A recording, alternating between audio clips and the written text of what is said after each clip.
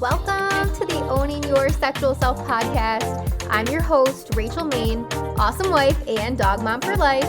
I'm a sex therapist turned sex coach, and I run a successful business selling relationship enhancement products. I absolutely love talking about all things sex.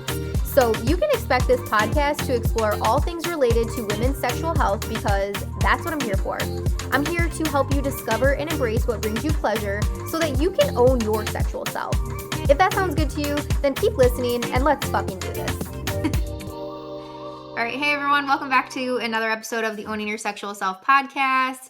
It's Rachel here with my handsome husband, Danny. Hello, everybody. We're back basically for round 2 of this conversation. One of my most popular episodes actually was our recent episode that we did about not wanting to have kids or choosing not to have kids. Yeah, right. Yeah.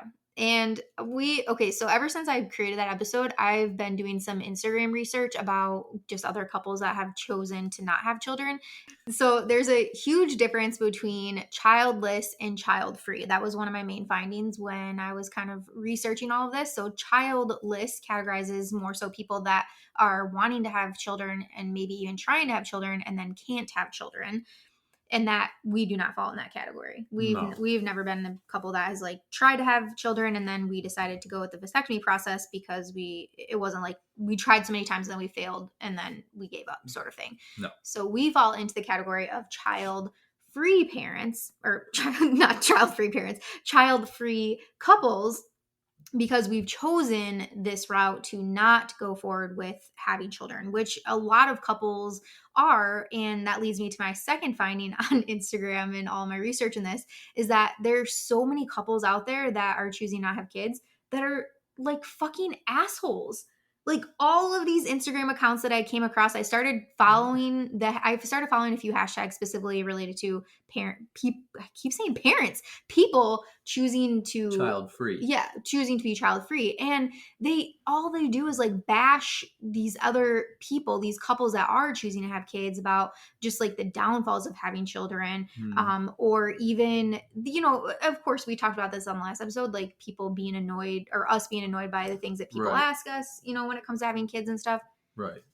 But we're not the people that are ever going to I'm not going to openly talk shit about people that want to have kids on the internet. And we talked about this. I don't know. I just feel like we are almost like an outcast of these other people that I've found through these hashtags because we aren't that people. We still love kids. I think a lot of people that most people aren't the assholes that you're seeing on Instagram. Like most people don't care when people have kids or choose to have kids. They support no matter what. I know. And I don't know if it's like a social media thing and they maybe feel like they have to have this presence of, okay, I've chosen not to have kids or we've chosen not to have kids. And now I have to shame the whole other side of people that are choosing to have kids. I don't know. It just really didn't sit well with me. And I actually ended up unfollowing a lot of those hashtags because it was just filling my feed with bullshit basically. And it wasn't a good feeling. I'm sure. So basically we can be those people that have chosen not to move forward with having children and also be kind people. Yeah, exactly. I would think what I was getting at was we have so many friends also that we talked about in the last episode. We have so many friends whose kids we basically treat as our own children and our niece and nephew and everything. They're so close to us. We feel like we have our own little tiny humans at the times when we choose to have them in our lives. Yeah. Which is fun. So anyway, so we wanted to just kind of come and do this episode about the vasectomy process because I did get a lot of questions on it. And I think that a huge majority of people that go through with getting a vasectomy already have children. And I don't necessarily know if people knew even that vasectomy was an option for people, men specifically, that didn't have children to have this option. So if you didn't listen to the previous episode that we did together around our choice to not have children, we did talk about, we did choose to engage in this, basically like a backup method for us because for me, mostly there is still that what if in the back of my mind, what if I do, or we do one day change our minds around having children. And I think that mostly, again, comes from people continuously asking that question. Always. What if you change your mind? What if you change your mind? And while I still truly stand firm in the thought that I won't ever change my mind, or we won't ever change our mind, it still sits back there. And so we went forward with Danny basically donating sperm, and it is in a safe facility for freezing purposes. For freezing purposes, yes. And if that day ever does come, that we do choose to change our minds and want to move forward with having a family, then we have those options available to us. And I think just for my controlling mind, that felt like a good option for us to have in the back of my mind. Yeah. Because, options are nice. They make sense.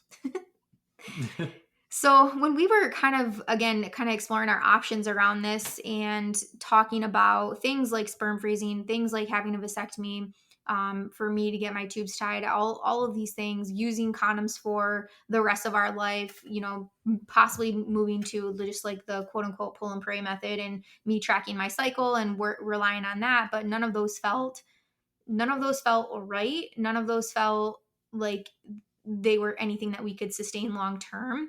And so that brought us to the conversation where we decided to move forward with going the route of you getting a vasectomy.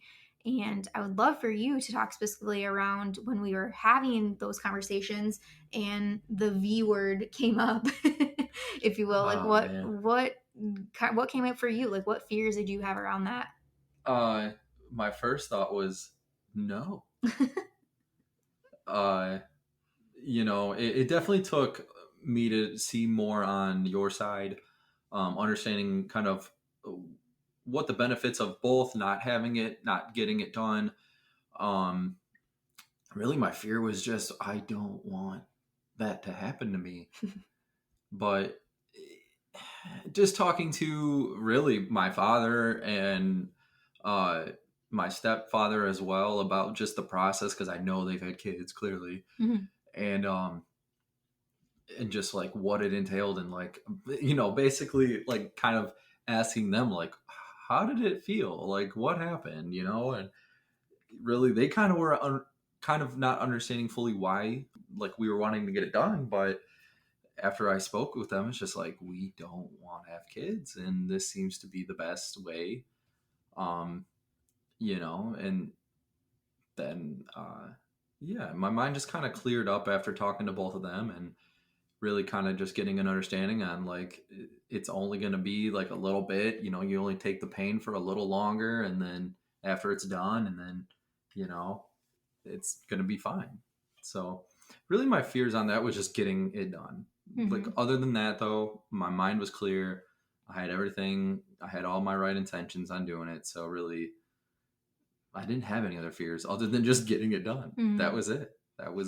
And when you say getting it done, it like more so around the pain, like the procedure itself, having it done. Correct. Yes. And what that was going to feel like, and what the aftermath of it was going to feel like. Correct. The needle mm-hmm. itself was just like embedded in my brain. Like, how is this going to go down? Like, how is it going to feel? Like, because shots are shots, but shots in your nutsack is a whole nother fear.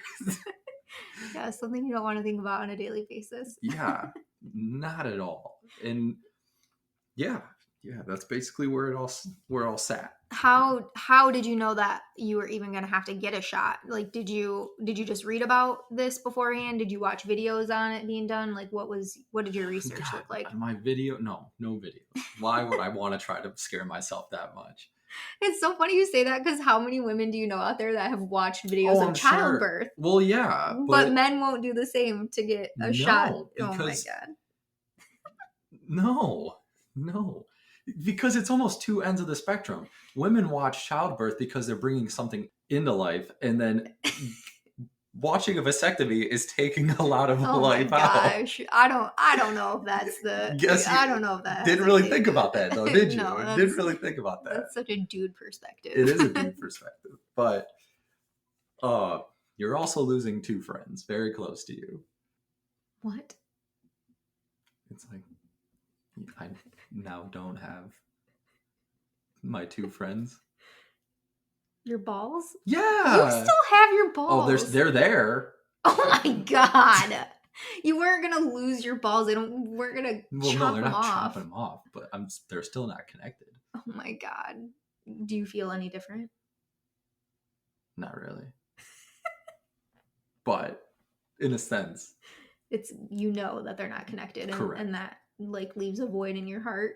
A small one. Oh my gosh. Jesus. I know. No. Most of what I found out was because when I went in to the doctor's office, they kind of like gave me a recap, a consultation on how everything was going to go, gave me a big old pamphlet of papers that kind of told me on like what to do the week before, preparing myself, anesthesia reasons, like what to take and what not to take, and also he told me exactly how it was going to happen. And this was the urologist. The doctor that was going to do the procedure. He like literally sat with me and like, all right, this is how we're going to do it. This is how it's going to go down. Like, we're going to have this done in probably like an hour, a little bit, maybe before that. Who knows? And it's like, okay, all right. That was basically it. That made you feel better? Well, yeah, the doctor he knew exactly what he was talking about and he didn't like hold anything back. So it's like, okay. Mm-hmm. Yeah, he sounded like a pretty cool guy. But you had to talk to our primary care doctor before that to get a referral for the urologist. Yes, to get a referral. It's all based on the whole insurance thing where you got to go to your primary care doctor to get a referral for a specialist, back and forth. Mm-hmm. And then finally, once the referral gets cleared through the insurance company, then you're able to go see the specialist. And then the procedure's got to get, scheduled. And I thought the whole consultation was me going in, scheduling it right away, Yeah. Like, hey, like, let's do it this week, and when I got done with the consultation, of course, talking to the receptionist, she's like, okay, well, our soonest booking is in like, what was it? 3 months away. 3 months away. Yeah. Yeah. Like 3 months away. I'm like, what? Like I got all hyped up to get it done. And then you're telling me I got to wait 3 months. And then it's like, I almost forgot about it, Yeah. That was, because in the insurance thing, of course, having to get a referral is going to be based on your insurance. Mm-hmm. I do think though, most insurances, you're going to have to talk to your primary care first. Honestly, it's just about every single one. Do you remember any questions that he asked you, or was it just like, hey, I need a referral for this and that's it? Yeah, it was a referral for a urologist, and he actually was the one, because I talked to him personally, the primary care, and he's the one that referred me to the doctor who ended up doing the procedure. And because they've got a connection, they've been doing work with each other for a long time. So yeah, it didn't take much. Honestly, it didn't take much for me to be there for 20 half hour just to talk to him about it. And then that was it. And then boom, he sent the referral over. Yeah. But it was just dealing with the health insurance company back and forth. That was it. Right. Because you remember we fucked up at first, and you made an appointment at the urologist for your consult. We went there, you went in, and they were like, we don't have we don't have the global referral for you. And we had no idea even that was needed. So then you had the primary care appointment. Then you had to go back to the urologist for the actual consult. It was, and then you do that, like you just said. And then they're like, okay, 3 months from now is 3 months is the scheduled day. Yeah. Which it was supposed to be October 5th. Yeah. And then they actually, they did tell me after the consultation that if scheduled procedures are getting canceled or if people are canceling, they'll kind of move me up the line. And I'm thinking like, okay, maybe a week, maybe 2 weeks, because he said he does a lot. So my thought process was like, well, I'm still going to be waiting at least 2 months. Well, literally early August came, and I think it was like the end of, what would that be? July. End of July. They called and said like, hey, we can bring you in literally first week of August. And it's like, okay. Yeah. It was like, literally it was like midweek that last week of July, and they're like, we can get you in Tuesday, like that next Tuesday. So here we were. Yeah. Did any feels come up around that? Like, oh shit, I thought I had, 2 more months, and now all of a sudden it's Tuesday. Not really. No, I was just wanting to get it done, because then it's like, okay, my process of like, my whole mind process of just getting it done, like started ramping back up. So then it didn't take much for me to like really just like, okay, I got to get this done. Let's go. Yeah. For me, the feels came up because I was in the mindset like, okay, we have, 3 more months. And regardless, I knew it was happening, but then there was just something about like it, I don't know. It was like shock set in, like, oh shit, like it's happening Tuesday, like it's happening 5 days from now. And it was honestly terrible timing because we had a friend coming in from out of town that week. I was leaving for a conference, then I was going to be gone that whole weekend. So I was like literally with you the day of when you were leaving. And then I was like, oh, hope your balls are fine. See ya. That was great. Yeah. You did fine. But anyway, so that we wanted to kind of share that timeline because this, I think in general, vasectomy, if this is something that you're trying to like get done, within a week, like I wouldn't plan for that. I would definitely explore your options and know that it's probably going to take a bit. This isn't like a walk-in vasectomy thing that, there's a process for it. Right. I wanted to ask, cause this came up with family asking, so when you did the consult, they asked you, did you have kids or were, they asked you all that, but somebody was surprised that I didn't have to sign anything for you to have the vasectomy. I don't know. Like I heard of that, but I'm not sure because like nothing really came up during, he asked me like how many kids I've got and I was like none. And he literally was like, wait, what? Like you don't have kids? Yes. And you want to get a vasectomy? Yes. Do you not plan on having kids? Yes. And then he's like, you're my hero. Literally, he was like, I should have taken that route or something. He said something like quirky. He's like, you are, I can't even remember the word but I'm pretty sure he was like, you're my hero or something, cheesy like that. Like, yeah, he was like, that's impressive. So yeah, but then I've heard of other friends like being denied, because they don't have kids. And I guess maybe it's just a specific doctor. I'm not sure, Yeah. That's something more like that you got to look into. Yeah. On the whole process, on whether or your insurance is going to allow it, blah, blah, blah, Or on the other side of the spectrum, like if I were to go into my doctor and ask to have my tubes tied with the same exact medical background of not having children, same age, healthy, young adult, and there's no way in hell, like I would have 1000% been declined to have my tubes tied. It's so fucked up. I don't understand why though. It's the medical world that we live in. Yeah, but it's my body, my choice. Technically. Yeah, I know. Yeah. It's such a hot, like literally a hot topic in the world right now because it's fucked up. Let's not go down that road. We know how fucked up it all is. I know, but it needs to be said we're talking about that's the whole topic of this episode is you having a vasectomy and people that are out there that are trying to explore their options know that some options might not be available to you. True. Very true.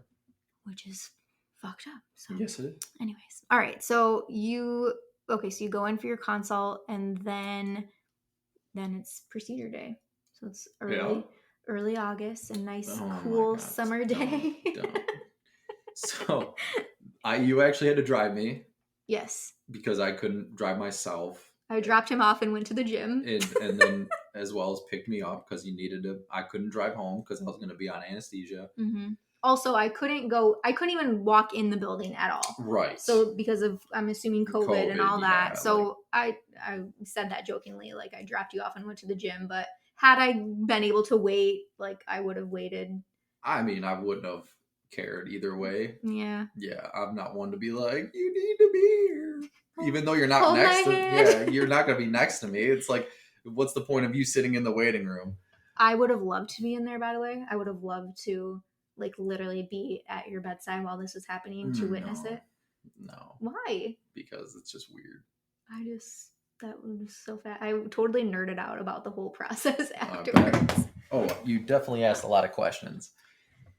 Well, okay, tell us more. Tell us more detail. Do you want me to go into detail? Yes, we need to hear the details. Process. Oh, the process. All right. So I was actually able to keep my shirts on. Was I? Yeah, I was able to keep my shirt on, and basically it was just pants off, everything off. I could keep my shirts on though. So undressed from the waist down. Undressed from the waist down. Okay. I'm pretty sure I kept my socks on for class. and You're such a nerd. And I can't. And so after that, he was like, all right, well, it's gonna be a needle. Basically you had to do on both sides. Mm-hmm. So left and right. And I'm pretty sure he started with the right, and then basically gives you a shot, and it numbs the entire thing, like numbs everything. And when you say thing, you're referring to the testicle. My testicles. Testicle, you're right. It numbs the testicle region. And at that point, once it's basically numbed up, he cut a small incision, and then you basically find the tube. Mm-hmm. And then he basically pulls that out. And then does the solderizing and does the split of the tube with a laser. With a laser, yeah, definitely no scissors. Yeah, it's all laser done. And but after the shot, literally, it's you can't feel a single thing. The only thing you can feel is the initial tube being pulled, because that's what he needs to find to put the shot in. Yeah. And at that point though, as soon as that tube gets pulled, you're like, whoa, because it feels very odd and very uncomfortable. And then once the shot's done, literally you don't feel a single thing. So I'm laying there. Were you watching? I couldn't really. Okay. Because you had a drape or something over you? Drape, and then I couldn't really lean forward, because then I would move stuff around. So I was like, I'm just going to try to not lean forward. But I was on my phone half the time. Yeah. Just sitting there. I'm pretty sure I was texting with you, and yeah. So once the one side was done, and then he's like, all right, put a shot in the other side. And then he did the shot. He goes to start moving stuff around, but the shot did not sit. So I was like, it's too much pain. Yeah. And he was like, oh, okay. So then boom, another shot. And clearly I don't think he got the shot in the first spot, the first time. So then second shot comes out, and then boom, it's numb again. And then it's all done.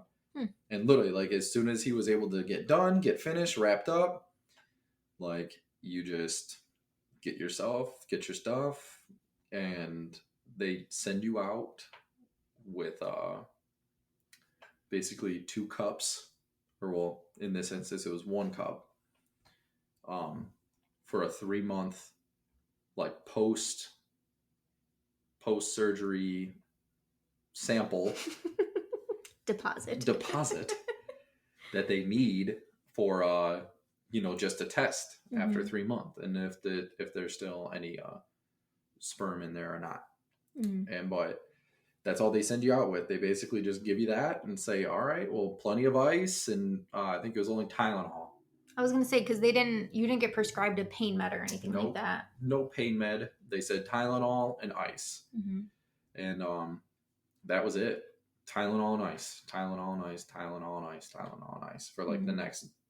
It felt like forever, but really, you had what? You took a day off. You took that day and the next day off of work. Yep. And then you went back to work.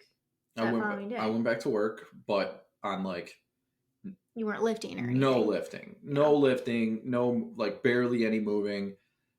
Because I knew for a fact if I tried to you know, it's that abdominal power that's going to end up setting something off, you know? So like really, if you're trying to like tense up, it's just going to hurt even more. Yeah. And yeah, I was back to work, but I literally was like under very little stress. Yeah. And probably for like the next week or so, it felt I needed to be that way. Yeah. What did it feel like? You said that there was like some discomfort. So how would you describe it? Just discomfort. Like literally, it's like as someone's like squeezing your balls constantly. Squeezing your balls constantly. Not in a nice way. Not in a nice way. Yeah. Yeah. And then it's just like, that's all it felt like. So. For a few days, few weeks? The full pain probably lasted like a week. Okay. But I think like slight pain ended up still sticking around for like another week after that. Like slight pain. Nothing too crazy. You handled it well. Well, you then came home and I remember you had little stitches. Yeah. That was sad to see. Your war wounds. Little stitches, yeah.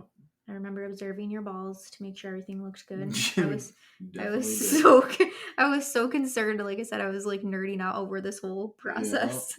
Yeah, absolutely. Yeah. But then it was like, as soon as you picked me up and brought me home, it was like, okay, I'm chilling on the couch with ice. And then in comes walking like friends of ours that like one came from out of state. And, you know, of course, like I'm like, hey guys, like you thought you were going to be able to go out on the boat that day. We planned to have a boat day. And you wanted me to try to go on the boat. Yeah. Well, yes, but also. Well, I literally thought to myself, I'm like, I might be able to do this, and then literally like, no, I'm not. Like, but also I was sitting. Yeah. Like with ice on my balls, so everything felt okay. Yeah. And then as soon as I stood up I think I literally stood up to get pizza or something because I know we ordered a pizza, and I'm like, I don't think this is gonna work out. Like, I don't think I can do this. Yeah. So of course, like everyone's like, I don't care. We'll stick around and eat pizza. I'm like, all right. Yeah. It was a fun process, and then. Oh, was it? Yeah. I mean, in general, it was a fun process. Yeah. I know. From my perspective, I knew where you're going with it. But the 3-month deposit that you were just mentioning, there's so many people that don't do that, and the vasectomy doesn't take basically the first time, and then people don't do that and they continue to have, or they start having sex without condoms and all that, and then they get pregnant. Yeah, that is like a huge important piece of this, is like make sure that you take that sample in to be safe, because that fucking sucks. You obviously got a vasectomy for a reason, and even in my mind, I'm like, oh, like, could you imagine? Like, that would suck so bad. So today I feel like it's an anniversary of ours because we're recording on the day, well, you took your deposit in Friday, and then we're recording on the day you got your news back that you're sperm free. I'm sperm free. Your super sperm is no more. Yeah. Sorry. That's okay. Sad but exciting day. Yeah, exactly. Yes. And yes, we celebrated our 3-month post vasectomy day in the right way, best way possible. Absolutely. Good. Is there anything else that you would like for people to know about the vasectomy process? Don't go in freaking out about the needle being the worst thing, because really it's nothing. It wasn't, it was literally like the slightest uncomfortability, and it was more in my head that it would hurt so bad. It's more along the lines of just like getting it over with and then just kind of getting it done. Yeah. You know, icing up, Tylenol, plenty of Tylenol. Like, I've known people, I've got friends that have had a vasectomy and literally was in work the next day, you know, and it's just like, it's just a little bit of pain to deal with, and then that's it. Yeah. That's it. Good advice, because I think that is the biggest thing, is people it's anxiousness, right? People get in their heads about it and they think it's going to be a lot worse, or they anticipate it's going to be a lot worse than it actually is. I would also like to validate, though, there are definitely stories that I've heard from clients of mine whose husbands have got vasectomies and it went very, very poorly. Like infections happened afterwards. Either they took care of it afterwards or they didn't, who knows. Yeah. But basically complications can happen afterwards. Absolutely. So be conscious, of that, of course. But the most important part, I think, is that you're advocating for yourself, you and your partner having these conversations so that you can decide what option is going to be best for you. And maybe it's a vasectomy, maybe it's something else. All right. Well, thanks for joining me on this episode today. Oh, you're absolutely welcome. Thanks for talking about your balls. Oh, not a problem. Anytime. When you earlier said needle, you were like needle in a, and I want to say needle in a ball sack, like a haystack. You're the funniest person you know. I know. Okay, I love you. Thank you for having your balls lasered for us. Absolutely. I love you too. Thank you so much for listening to today's episode. If you loved it, be sure to subscribe so you never miss a thing. And if you loved it so fucking much, be sure to leave a 5-star review. I'll see you next week, and until then, keep owning your sexual self.